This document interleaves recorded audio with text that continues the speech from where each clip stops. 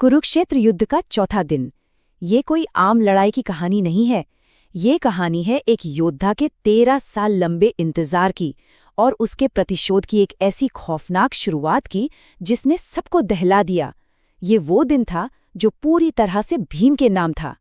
ये कोई खोखली धमकी नहीं थी, नहीं, ये तो एक भयानक शपथ थी, एक ऐसी प्रतिज्ञा जो 13 साल पहले पूरी सभा के सामने ली गई थी।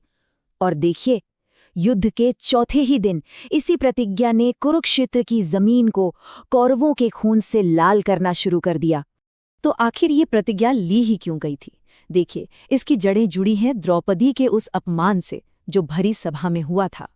उसी एक घटना ने, उसी अपमान ने भीम के अंदर गुस्से की वो आग भड़काई थी जिसने उन्हें ये शपथ लेने पर मजबूर कर दिया।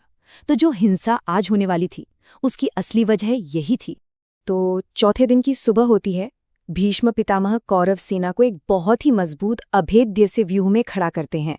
जंग शुरू होती है और शुरुआत में तो अर्जुन और भीष्म के बीच बाणों की ऐसी बारिश होती है कि कुछ दिखाई नहीं देता। लेकिन इस दिन का असली हीरो कोई और ही बनने वाला था। और सिर्फ पुराने योद्धा ही नहीं, नई पीढ़ी भी अपना पराक्रम दिखा रही थी। खास तौर पर अभिमन्यु, अर्जुन का बेटा, उन्होंने तो कौरव सेना में घुसकर ऐसी तबाही मचाई कि उनकी पूरी पंक्तियों में खलबली मच गई। लेकिन असली विनाश लीला, असली कत्लेआम तो अब शुरू होना था, जब भीम ने अपनी गदा उठाई। और बस यहीं से लड़ाई का पूरा रुख ही बदल गया। भीम मैदान में उतरे अपनी 13 साल पुरानी प्रतिज्ञा को पूरा करने के लिए। और ये तय था कि अब उनके सामने जो भी आएगा उसका अंत निश्चित है। अब दुर्योधन ने क्या किया? उसने भीम को रोकने के लिए अपने ही भाइयों को भेज दिया। और शायद ये उसकी सबसे बड़ी भूल थी, क्योंकि एक एक करके भीम ने अपनी गदा से धृतराष्ट्र के 8 बेटों का वध कर दिया। 8! इनके नाम थे सेनापति, जलसंध, सुषेण, उग्र, भीमरथ, सुलोचन, भीमवेग और भीमबल। ये सिर्फ 8 नाम नहीं थे, ये दुर्योधन के परिवार का विनाश था जो उसकी अपनी आंखों के सामने हो रहा था।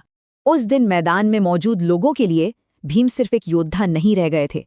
नहीं, कौरव सेना के लिए वो साक्षात काल बन चुके थे, यानी मृत्यु, समय और नियति का चलता फिरता रूप, विनाश की एक ऐसी ताकत जिसे कोई रोक नहीं सकता। उनका गुस्सा, उनका क्रोध, उसकी कोई सीमा ही नहीं थी। भीम अपनी उस गजब की ताकत का इस्तेमाल कर रहे थे, युद्ध के हाथियों को ऐसे उठा उठा कर फेंक रहे थे जैसे वो कोई खिलौने हों। हालत ये हो गई थी कि कौरव सेना में ये अफवाह फैलने लगी कि भीम आज ही, इसी दिन पूरे युद्ध को खत्म कर देंगे।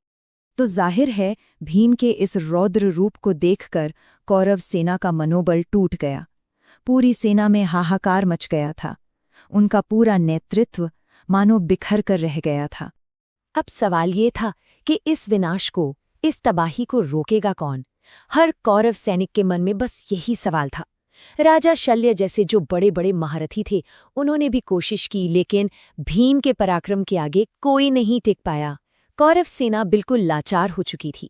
इस एक पल में कहानी के 2 सबसे बड़े किरदारों की हालत देखिए, बिल्कुल एक दूसरे से उलट।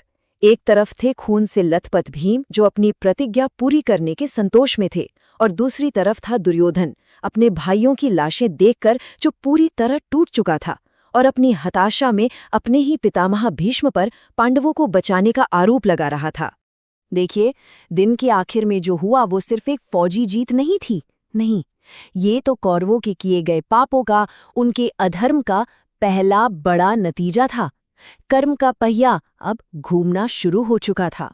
ये दुर्योधन के लिए एक बहुत ही भयानक सच से सामना करने जैसा था। शायद पहली बार उसे ये एहसास हुआ कि उसने अपने हो ही घमंड में अपने ही भाइयों को मौत के मुंह में धकेल दिया है। युद्ध की जो असली भयानक कीमत होती है, वो अब उसके सामने थी।